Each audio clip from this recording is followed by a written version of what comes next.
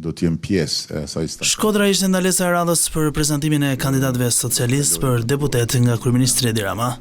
Gjatë takimit kryes socialistë u tregoi drejt për drejt me kërkesën që kishte për shkodranët.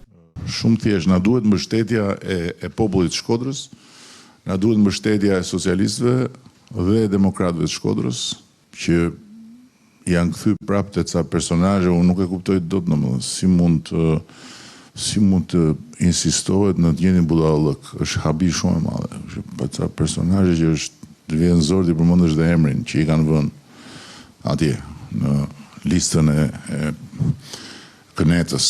Dhe nëse ka një kartvizit Këneta, është lista e deputetëve të Shkodrës. Rama nuk i vlerësoi Partitë e Reja, sipas tij vetmja forcë që mund të konsiderohet e tillë është Partia Socialiste. Se merri dhe për qesh kur të pash që këto të rejat kishin janë 17 personazhe që i prekte dekriminalizimi.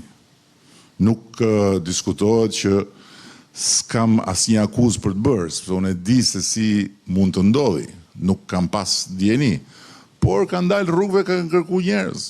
Merr babën, merr xhajën, merr vllajën, merr atë, pastaj këdo kapi dhe një tjetër me mush listën.